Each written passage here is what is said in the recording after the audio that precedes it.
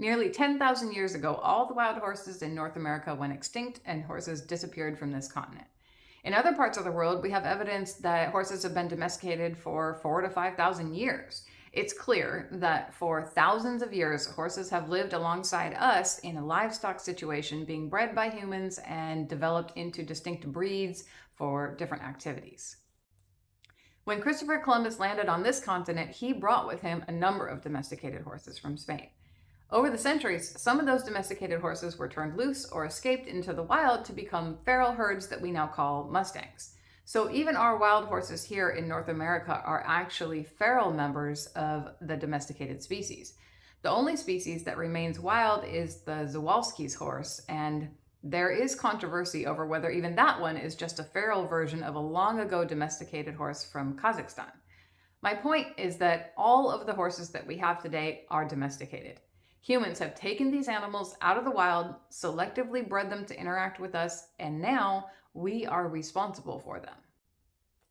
There are a whole host of expectations we put onto our domestic horses, things that are absolutely not natural and are definitively required for their success in living with us. My mission with this course is to help us understand how to translate our message so that our horses can understand what we want and remain safe in our care. To domesticate an animal means to adapt over time from a wild or natural state, especially by selective breeding, to a life in close association with and to the benefit of humans. That is the definition of domestication, and we have done that with horses. The fact it has been done is not debatable anymore. What remains in debate is how we now interact with those horses and who's responsible for their fate. My position, my opinion, is that we all have to take responsibility for the horses we come into contact with. If we are equestrians, that is, people who love horses, choose to be around them, choose to own them, it is our obligation to take responsibility for them.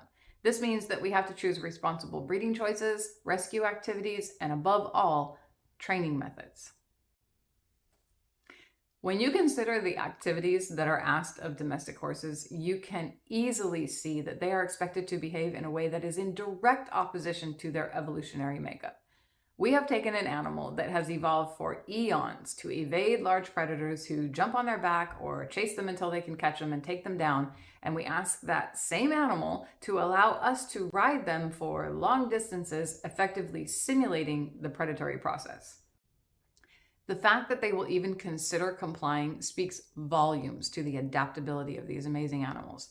This evolutionary understanding should alert every horse owner to the idea that our horses are genetically inclined to believe that we are going to prey on them. And without a training program that systematically proves to our horses that they're safe with us, they will remain in fight or flight mode. This is where most people get hurt. This is also where most horses get hurt. This domestic world is made up of all sorts of hazards that can cause terrible injuries to our horses, and we need to teach them how to live in it successfully.